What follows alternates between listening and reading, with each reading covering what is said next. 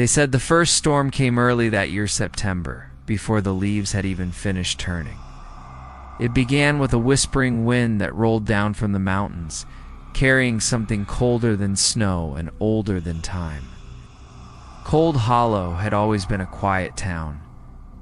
A dozen homes, a church, a schoolhouse, and the mine the town's heartbeat.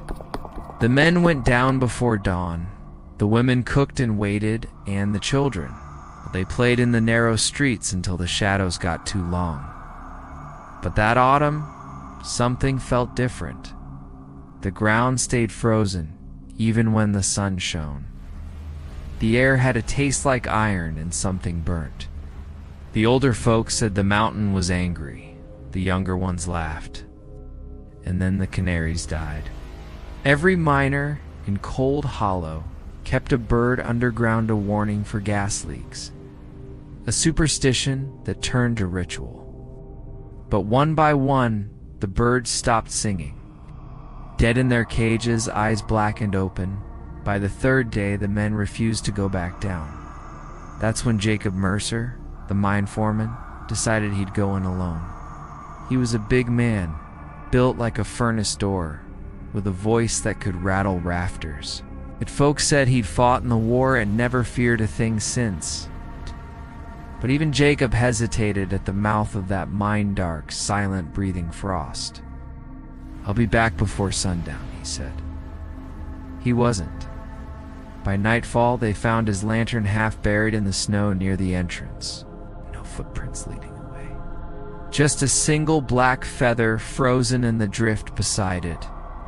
2 days later, the storm began in earnest. Came down so thick, it turned the world to bone. Mail, no travelers, no sound but the wind. The mountain sealed itself, and Cold Hollow became a snow globe. Nobody would ever shake again. Sarah Mercer Jacob's widow took to the church, praying from dawn to dusk. She said she could still hear his boots on the porch some nights, pacing slow, heavy. The preacher told her it was grief. But the children in town started whispering different stories. They said there were footprints outside their windows at night, bare ones, small. No one believed them at first. Then came the third night.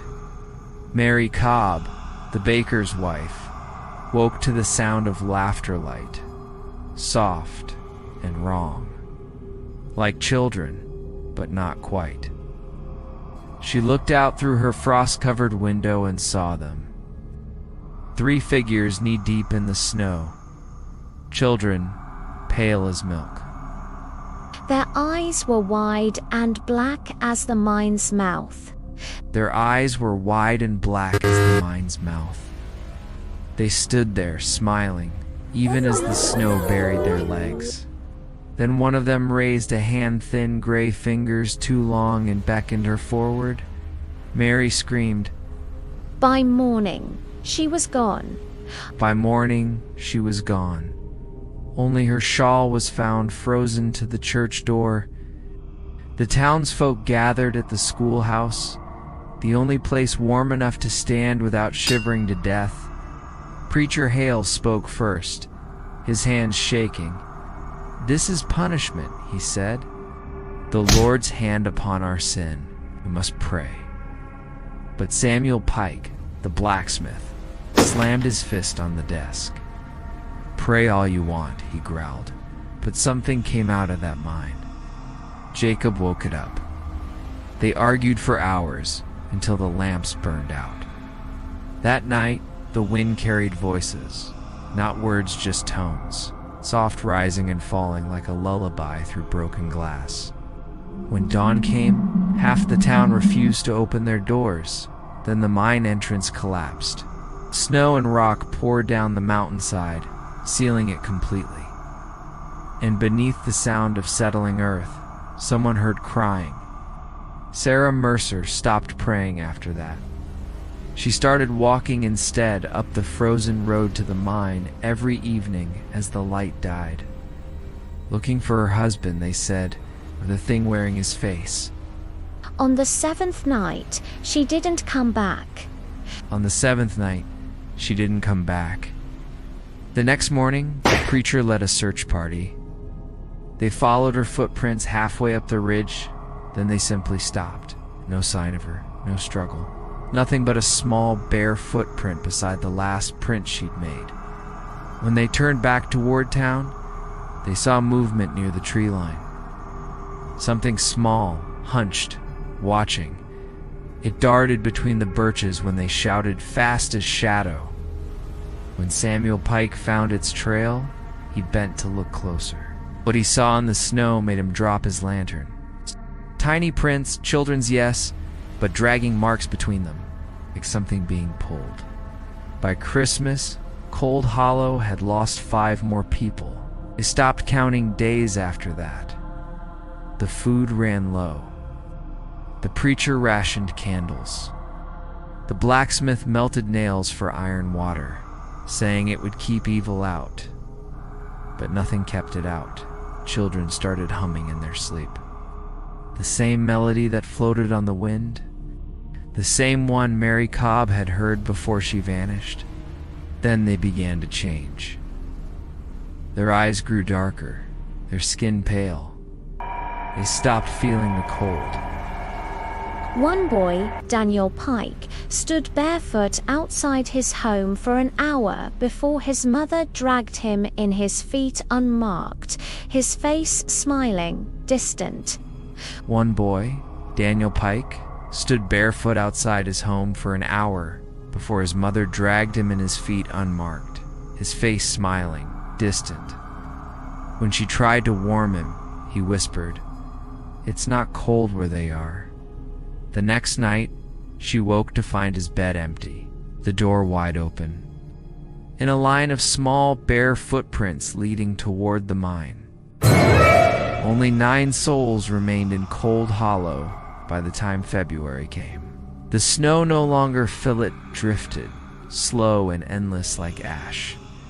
Preacher Hale gathered them in the church. His voice was hoarse, broken. "We will not survive this unless we have faith," he said. But when he turned to the cross, he froze.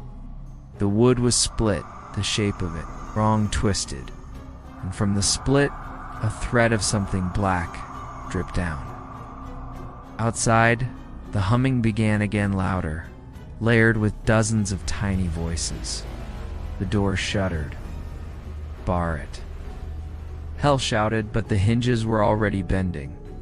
The wind that rushed in was warm, breathing, and through it stepped the children, eyes black, skin gray, smiling. Behind them, Sarah Mercer walked, her face pale, lips bloodless, hair frozen to her shoulders. "Don't be afraid," she whispered. "They're only hungry." Samuel Pike was the last to die, or so the story goes. He wrote what he could in the back of a ledger, his handwriting jagged from the cold. But wasn't the Lord that came for us? It was the mountain that wanted its children back. They found the town in spring, after the thaw. Houses empty, fires long dead. Only one thing left untouched: the church. It's inside. The pews were lined with small shapes. Children sitting upright, eyes closed, hands folded, frozen solid. But their mouths were open like they were still singing. And on the altar, carved into the wood, were the words, "We are the children of Cold Hollow." Story 2, The Hollow Guest. The morning he came, the fog hadn't lifted from the valley. It rolled low and heavy, pale as milk and thick enough to swallow the steeple of Briar Hollow's church. The air was the kind that clung to the lungs, wet, old, and heavy with the smell of pine and something sour beneath it. Folks in Briar Hollow weren't much for visitors.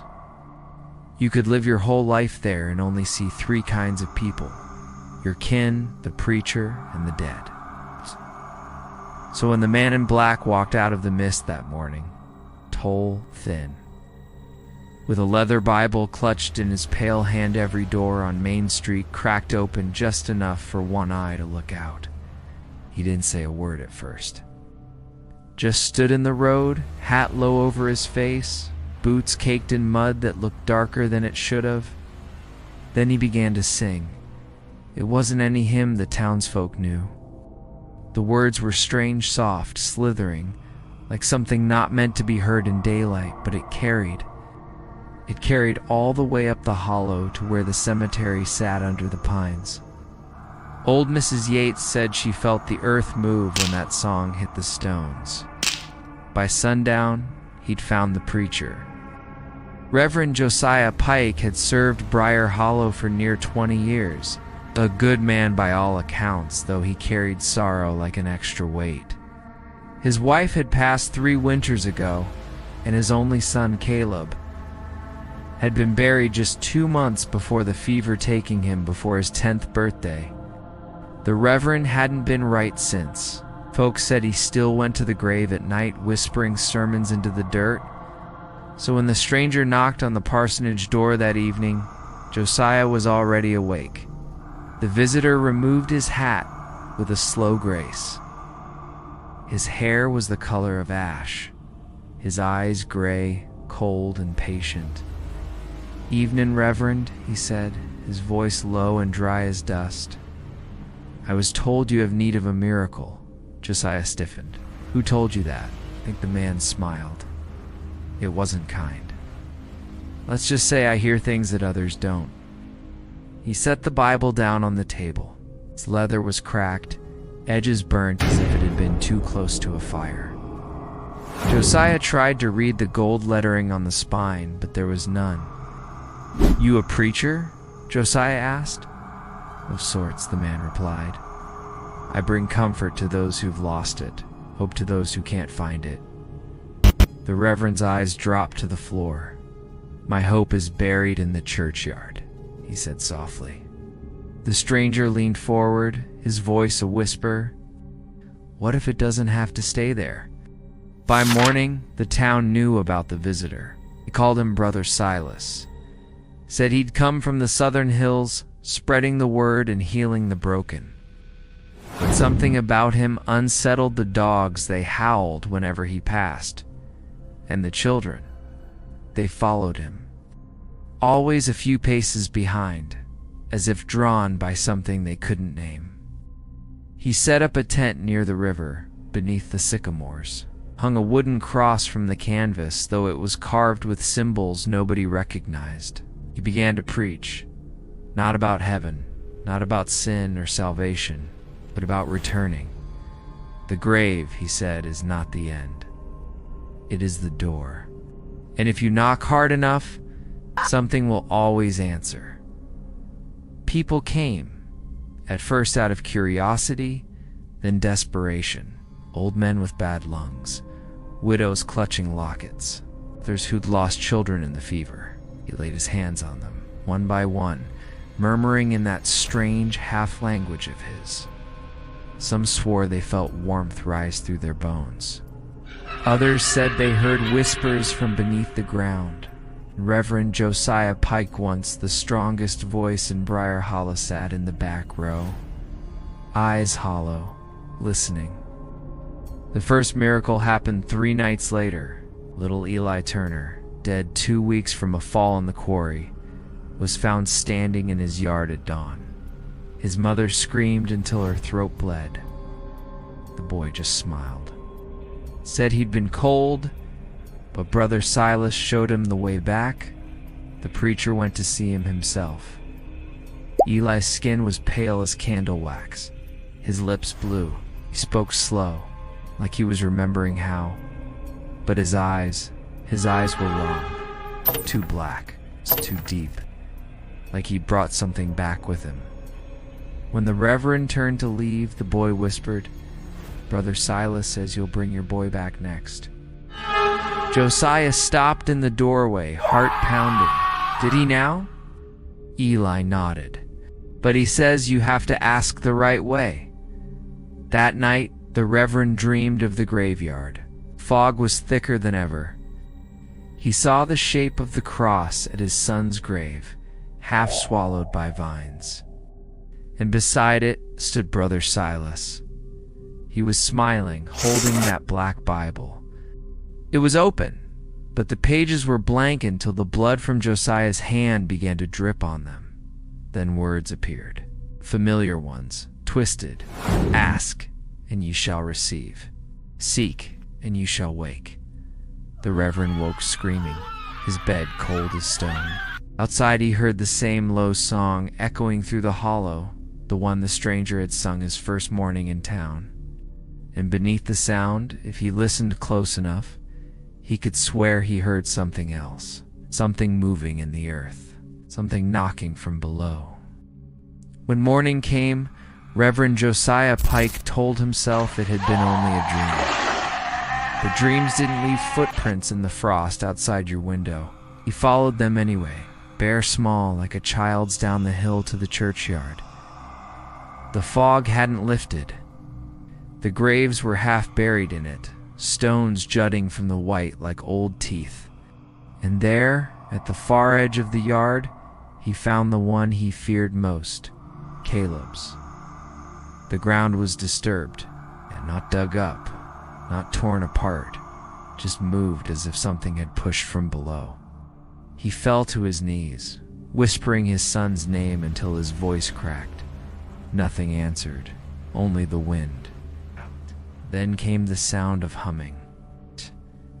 From behind him, low and slow, the same song the stranger had sung the day he arrived. Josiah turned, and there stood Brother Silas. Grieving men walk deep paths, Silas said softly, sometimes too deep for the living to follow. What do you want from me? Josiah whispered. The stranger tilted his head. It's what you want, Reverend. You called for me, remember? I called for the Lord, Josiah snapped. And he sent me, Silas said. He stepped closer. His boots made no sound in the frost. Your boy need not lie in the cold. All I ask is your faith, true faith, the kind that does not tremble at the dark. Josiah's heart hammered against his ribs. You mean witchcraft? Silas smiled, thin and sharp. Witchcraft? No, Reverend. I mean belief, the kind that digs deeper than the grave. And before Josiah could speak, Silas reached down, pressing his pale hand against the soil above Caleb's grave. The ground moved, slowly, rhythmically, like breathing. Josiah stumbled back, crossing himself. Stop, he shouted. But Silas only whispered, he's listening. Words spread faster than the fog.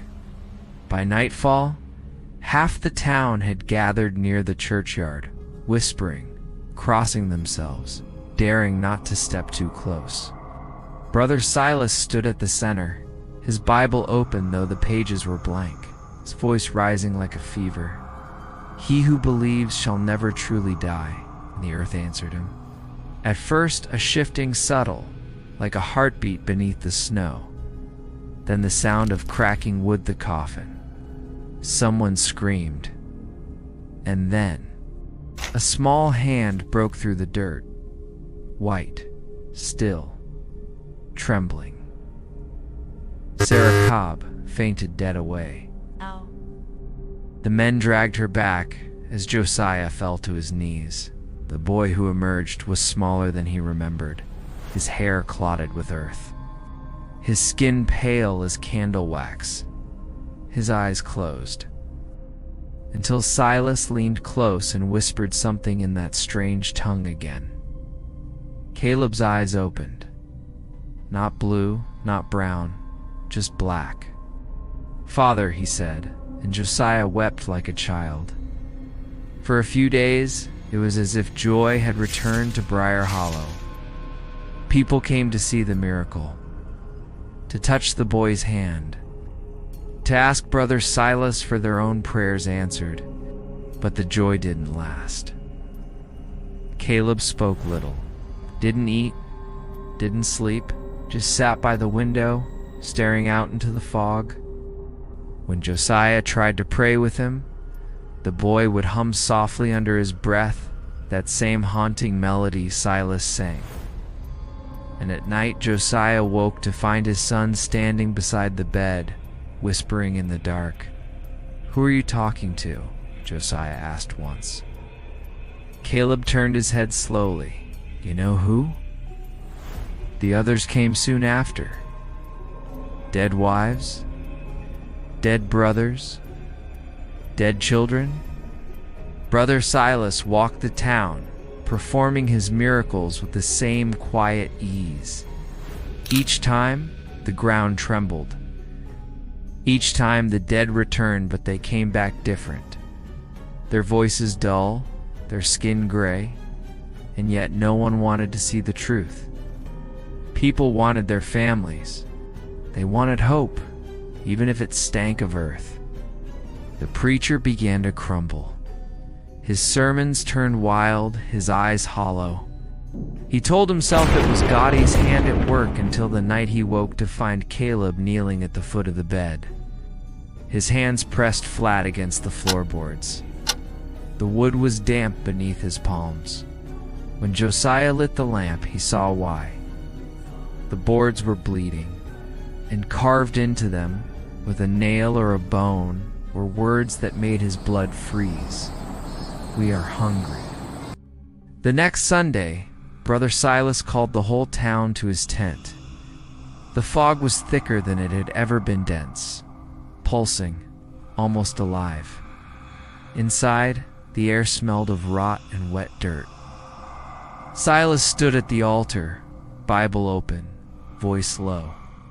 "The Lord giveth," he said, "and through faith he taketh not away. Tonight we seal that promise. We return what was lost."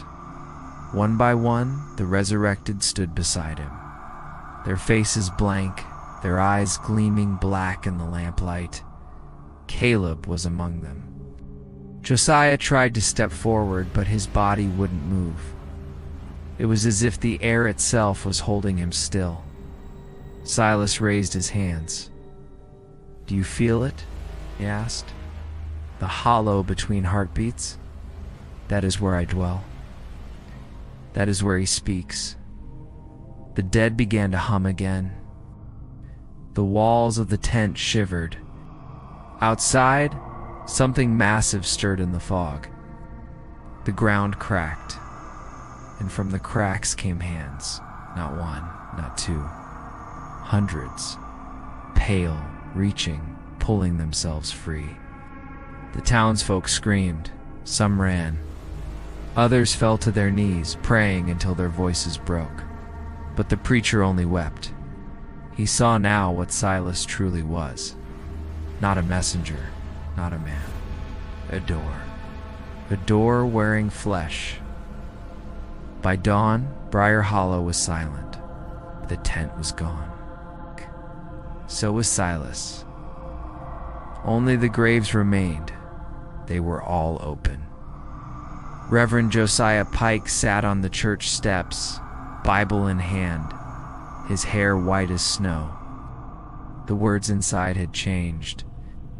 Where once there were psalms, now there were only lines written in black ink. "You invited me in. You asked for return. I am the answer." He looked up as the fog parted one last time. Silas stood at the edge of town, hat in hand, smiling. "Your faith was strong, Reverend," he said, "but faith without hunger is nothing." Josiah rose, voice shaking. "What are you?" Silas tilted his head. "The question," he said, "is what you've become." Then he turned and walked into the mist. Behind him, something vast and formless followed, an outline too big for human sight.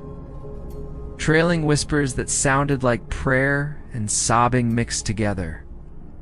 When it passed, the church bell rang on its own, low, hollow, like the tolling of a grave. They say Briar Hollow never recovered, The few travelers who passed through claimed the valley stayed covered in fog, even in summer. No birds, no voices. Just the echo of a hymn that no one remembered learning. The church still stands, though. If you go inside, you'll find a child's toy on the pulpit, a small wooden cross, carved by a boy named Caleb Pike. It's warm to the touch. And if you hold it long enough, you'll hear knocking. From beneath the floor,